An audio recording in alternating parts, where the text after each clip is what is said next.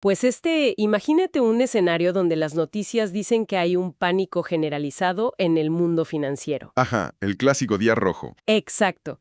Las pantallas en rojo total, caídas históricas en la bolsa. Y, en medio de todo ese caos, hay portafolios que logran registrar ganancias contundentes. O bueno, viéndolo desde otra perspectiva, la posibilidad de capturar el crecimiento de las 500 empresas más grandes de Estados Unidos sin tener que abrir cientos de cuentas ni pagar comisiones loquísimas. Sí, ni tener que entender modelos de evaluación súper complejos, claro. Totalmente. Y pues de eso se trata nuestra exploración de hoy. Vamos a platicar sobre cómo ciertos instrumentos financieros han pasado de ser, digamos, herramientas aburridas a verdaderas armas de precisión para crear patrimonio. Para quienes nos escuchan y buscan entender esto rápido, este análisis a fondo les va a encantar. Es que, a ver, es un cambio de paradigma cañón. O sea, históricamente el mercado de valores operaba bajo una dinámica súper exclusiva. Parecía club privado, ¿no?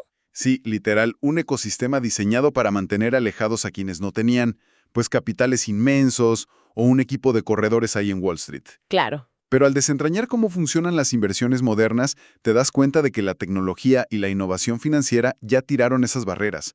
Ya no se trata de tener información privilegiada, sino de entender estos vehículos que democratizan la creación de riqueza. Exacto. Y para armar nuestra discusión de hoy, me clavé muchísimo revisando una guía súper completa. Se llama Cómo invertir en ETFs, desarrollada por Lorena Jiménez y Fernando Sánchez Mejía. Y además crucé datos con los cursos operativos de Actinver y Acelera Academy. Muy buenas fuentes, por cierto. Buenísimas. Y lo padre de estos textos no es que solo te dan una lista de qué comprar, sino que te explican las tripas, o sea, la mecánica de los ETFs, los Exchange Traded Funds. Claro, los famosos tracks. Ajá, porque siguen o traquean un activo. Y bueno, asumiendo que ya conocemos la clásica analogía de que un ETF es como una playlist de canciones en lugar de comprar el disco de cada banda, pues vamos a desempacar esto un poco más. Porque la magia real no es solo la agrupación, sino la plomería interna, digamos, que asegura la liquidez. Sí, o sea, la analogía de la playlist está increíble para entender la diversificación, Ajá. pero se queda un poco corta cuando hablamos de la ingeniería financiera detrás. La gran revolución de un ETF frente a, digamos, un fondo de inversión tradicional es que el ETF cotiza en bolsa todo el día. Como si fuera una acción normal. Exactamente. En un fondo tradicional, las compras y ventas se calculan al final del día. Tienes un solo precio de cierre y ya. Pero el ETF se mueve de lunes a viernes en el horario del mercado, tipo de 8:30 de la mañana a 3 de la tarde en México. Y el precio está cambiando segundo a segundo. Segundo a segundo. Y esa liquidez casi instantánea, esa flexibilidad de no tener plazos forzosos, existe gracias a una figura súper importante que se llama participante autorizado. A ver, pausa ahí. ¿Qué hace exactamente ese participante autorizado?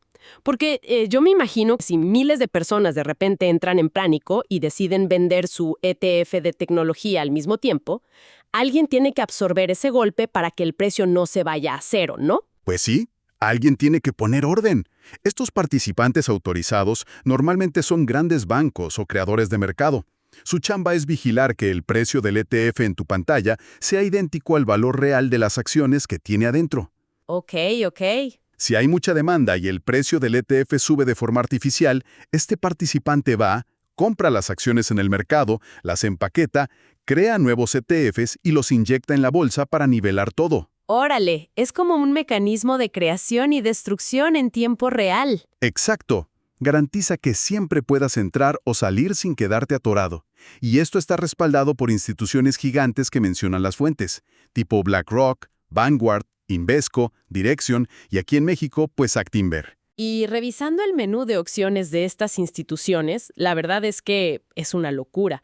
Hay ETFs para replicar sectores enteros de energía, las farmacéuticas, bonos a largo plazo, pero hay un apartado que me llamó muchísimo la atención. ¿Cuál? Los ETFs vinculados a criptomonedas. Mencionan ejemplos como Riot y Mara, y digo, para alguien que ve el tema cripto y piensa que es el futuro, pero le da terror perder la contraseña de su cartera digital o meterse a plataformas raras, esto suena a un puente buenísimo. Sí, es una solución de infraestructura padrísima. Básicamente te dan exposición económica a toda esa volatilidad y crecimiento de las criptos, pero operando sobre las vías seguras de la bolsa de valores tradicional. O sea, no compras el Bitcoin directo. No, no tienes que lidiar con claves criptográficas complejas ni plataformas que igual y mañana desaparecen. Compras un instrumento regulado, le quitas el riesgo tecnológico a la criptomoneda y lo pasas a la infraestructura clásica. Claro. Ahora, aterrizando todo esto a nuestra realidad local. Supongamos que alguien tiene muchas ganas de invertir en el crecimiento de México. La referencia de la que siempre hablan los noticieros y las fuentes, pues es el IPC, el Índice de Precios y Cotizaciones. El termómetro de la economía mexicana. Ajá. Agrupa a las empresas más grandes de la Bolsa Mexicana de Valores. Pero el IPC pues es una idea, es un índice matemático. No puedes llamar y decir, deme 2 IPCs, por favor. Tiempo. Para que tú pudieras replicar el IPC por tu cuenta, tendrías que calcular matemáticamente cuánto peso tiene América Móvil, cuánto Banorte, cuánto Walmex. Y comprar las acciones exactas de cada una. Imagínate la lana que necesitarías para eso. No, y las comisiones de estar comprando de a una por una. Insostenible. Entonces la solución que se creó es el ETF llamado NAFTRAC. Es un vehículo que ya hizo toda esa tarea por ti. Compras un título de NAFTRAC de forma súper accesible y ya tienes una rebanada de todas esas corporaciones al mismo tiempo. Pero, a ver, aquí es donde se pone muy interesante la cosa. Hay un detalle técnico en las notas que no quiero dejar pasar. Dice que el NAFTRAC replica el IPC en un 99%. Ajá, ¿correcto? Mi pregunta es, si el ETF es un espejo del índice, ¿qué pasa con ese 1% fantasma? O sea, ¿se pierde en un agujero negro financiero o es como un peaje que te cobran por la comodidad? Pues mira, a ese 1% se le conoce como el tracking error o error de seguimiento. Y no es que alguien se lo robe, es simplemente la fricción del mundo real chocando con la teoría matemática. A ver, explícame eso. El índice IPC es una fórmula perfecta. No paga comisiones, no paga impuestos, la liquidez es infinita en el papel. Pero el NAFTRAC sí opera en el mundo real. Tiene pequeños costos de transacción, cuando las empresas cambian de peso en el índice y tiene que comprar o vender. Ah, ya entiendo. NAFTRAC, el fondo recibe ese efectivo y tarda un poquito en reinvertirlo. Ese dinero ocioso genera un desfase. Entonces ese 1% es pura fricción operativa. O sea, es un costo marginal imperceptible comparado con la bronca de hacerlo tú mismo. Totalmente. Y otra cosa buenísima de operar desde aquí es lo que mencionan sobre el SIC, el Sistema Internacional de Cotizaciones. Uf, una joya. Te permite que desde cualquier casa de bolsa local como Actinver puedas comprar no solo el NAFTRAC, sino los monstruos globales. Hablan del SPY que sigue al S&P 500, o los de oro y plata como el GDX, el IAU o el SLB. Pero la gran ventaja, lo que de verdad cambia el juego, es que todo se hace en pesos mexicanos. Sí, eso le quita un dolor de cabeza enorme al inversionista. Claro, ya no te preocupas por andar cambiando divisas ni pagando el spread del banco. Exacto. Eliminas ese costo de conversión. Y ojo, cuando compras el SPY a través del SIC, tu exposición sigue siendo al mercado gringo y al dólar, claro, porque las empresas están allá. Pero tu transacción en la plataforma se liquida en tus pesos. Es una eficiencia tremenda para quienes no manejan volúmenes institucionales enormes. Bueno, hasta ahorita todo suena de maravilla para construir a largo plazo, bajo la idea de que la economía siempre tiende a subir. Está padrísimo ganar cuando el NAFTRAC o el SPY van para arriba. Pero, regresando a lo que decíamos al principio, acuérdate del 2020. Uf, el año del colapso. Pandemia mundial, todo cerrado, las bolsas en caída libre, y aún así hubo instrumentos que tuvieron ganancias masivas. ¿Cómo logras eso sin meterte en ventas en corto que son peligrosísimas y te piden cuentas gigantescas? Bueno, ahí entramos a un terreno táctico mucho más agresivo. Las fuentes nos explican los ETFs inversos y los apalancados. Los espejos perfectos. Exacto. Estos no quieren subir con el mercado. Están diseñados matemáticamente para ir en sentido contrario. Si el petróleo, la tecnología o el IPC cae un 1%, el ETF inverso sube un 1%. son coberturas. Y no solo eso, el documento le dedica una sección a un ETF de Actinver que se llama Diablo. Y la neta el nombre le queda perfecto porque da un poco de miedo. Sí, impone bastante. Es un ETF inverso apalancado 2X sobre el IPC. O sea, si el IPC tiene un día horrible y pierde 2%, el diablo gana 4%. Pero mi gran duda es, ¿cómo hacen esa magia negra? ¿Cómo aseguras matemáticamente que vas a duplicar una pérdida para volver la ganancia? Lo logran usando derivados financieros. Principalmente unos contratos que se llaman swaps, que negocian con los bancos grandes. El fondo no anda comprando acciones a la baja, compra contratos donde el banco promete pagarle esa cantidad exacta si el mercado cae. Es todo sintético, digamos. Exacto, es exposición sintética. Y en las gráficas que vienen en el material, lo del 2020 es impresionante. Cuando el IPC se desplomaba, la línea del ETF Diablo subía en vertical. Funcionó perfecto, como un paracaídas que aparte trae un motor hacia arriba. Ajá, pero, y esto es un gran pero, en el 2021, cuando la economía rebotó y el IPC subió, el diablo se fue al suelo dramáticamente. Claro, porque es un espejo. Si el mercado sube, el ETF apalancado inverso se destruye el doble de rápido. Y viendo esos riesgos, entonces, ¿qué significa todo esto? A ver si me sigues con esta idea. Invertir en el diablo se me hace como comprar un seguro contra incendios para tu casa. O sea, no compras el seguro porque quieras que se queme tu casa, lo compras para protegerte. 100%. Pero si usas algo como el diablo como tu única estrategia de inversión, es como gastarte toda tu lana en seguros contra incendios y sentarte en la banqueta a rezar para que la ciudad arda en llamas. Es insostenible. Esto no convierte a la bolsa en un simple casino de apuestas. Esa analogía del incendio es brillante, la verdad. Y mira, no es un casino si tienes una estrategia clara, pero definitivamente no es para comprarlo y olvidarte de él 10 años. Hay una razón matemática y técnica por la que estos ETFs son terribles a largo plazo, y se llama arrastre de volatilidad. El volatility drag. Exactamente. Tienes que entender que esa promesa de multiplicarte por 2 el movimiento inverso del mercado es una promesa diaria. Se resetea todos los días. O sea que las matemáticas te pueden jugar chueco rapidísimo si el mercado se queda lateral, nada más subiendo y bajando un poquito cada día. Te destrozan. Imagina esto. Un índice empieza en 100 puntos. Un día cae 10%, llega a 90.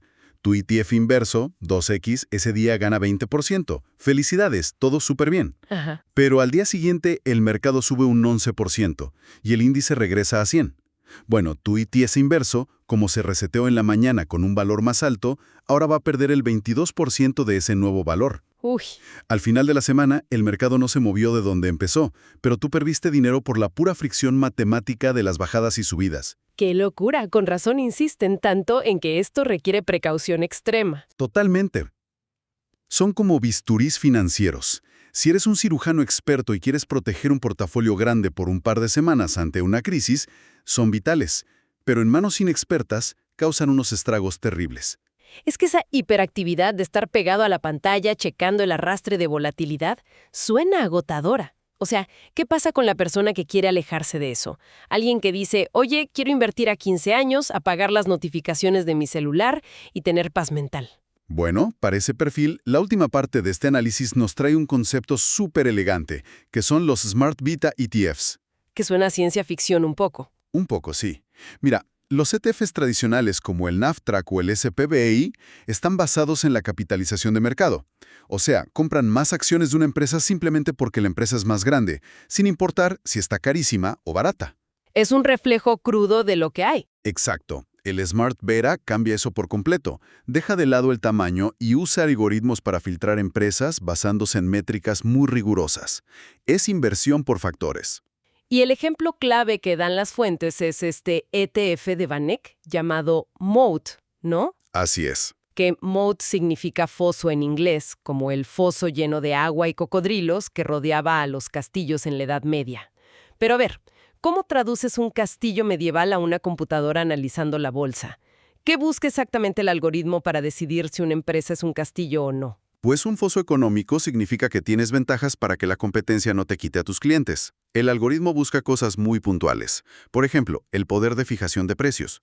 Empresas que pueden cobrar más cada año y la gente sigue comprando. Como ciertas marcas de teléfonos que todos conocemos. Exactamente. También buscan el efecto de red, o sea, plataformas que entre más gente las usa, más valiosas son. Analizan barreras de entrada como patentes o, súper importante, los altos costos de cambio. Costos de cambio. ¿Cómo qué? Piensa en sistemas de software que están tan metidos en las operaciones de un hospital o un banco que cambiar a la competencia les saldría carísimo y sería un caos logístico. Si una empresa tiene todo eso y finanzas sólidas, entra al ETF Mode. Ok, entonces buscan empresas sólidas, de alta escalabilidad y, ojo aquí, de baja volatilidad. Y aquí quiero hacerla un poco de abogada del diablo. A ver, Decir que buscamos cosas de baja volatilidad y súper predecibles no es una forma elegante de decir que nos vamos a conformar con rendimientos aburridísimos. Digo, adiós a la adrenalina de multiplicar tu dinero rápido. es que ese es un mito que hay que romper. En las finanzas a largo plazo, lo aburrido es hermoso. ¿En serio? Te lo juro, un crecimiento constante y estable le gana siempre a un portafolio de emociones extremas. Las caídas bruscas son el enemigo del interés compuesto. Matemáticamente, si tu portafolio se cae un 50% hoy, mañana necesitas ganar un 100% solo para regresar a donde estabas. Claro, el esfuerzo para recuperarte es el doble. Exacto. Entonces las métricas del Smart Beta intentan protegerte de esas caídas profundas. Y el material hasta menciona que esta lógica también se aplica a los bonos, a la deuda, para inversiones de 10 a 15 años. El objetivo es mitigar riesgos y sobrevivir a cualquier crisis. Es la fundación de tu paz mental. Pues mira, recapitulando el viaje que hemos hecho con estas fuentes, queda clarísimo que los ETF son unas herramientas súper versátiles, ¿no? De todo y para todos. A la bolsa mexicana, eliminando el costo de las divisas, tenemos herramientas tácticas agresivas para las crisis como el diablo, asumiendo obviamente el riesgo del arrastre matemático del que hablabas, y finalmente esta ruta de los Smart Beta como Moat, que te arman una fortaleza inquebrantable a largo plazo. Y creo que el gran aprendizaje es que entender esta mecánica interna es lo que marca la diferencia entre jugar al casino y gestionar de verdad tu patrimonio financiero. Totalmente de acuerdo. Y para cerrar, hay una idea que me dejó dando vueltas la cabeza sobre el tema de los Smart Beta y los fosos protectores de las empresas. A ver, cuéntame. Históricamente, esas ventajas competitivas duraban décadas. Una buena patente o una marca fuerte te protegían por muchísimo tiempo. Pero hoy, viendo cómo la inteligencia artificial y la tecnología están reescribiendo las reglas del juego de un día para otro, me pregunto, ¿cómo se va a ver un verdadero foso protector en 10 años? Uf, es una gran pregunta. ¿Seguirá siendo la solidez financiera el mejor escudo? ¿O la capacidad extrema de adaptarse rápido será la única ventaja competitiva que importe? Se los dejamos ahí a quienes nos escuchan, para que lo mediten en sus propias estrategias. Ha sido una plática fascinante. Y pues nada, la invitación queda abierta a que sigan explorando y cuestionando todo en este mundo financiero. Así es, hay mucho por descubrir todavía.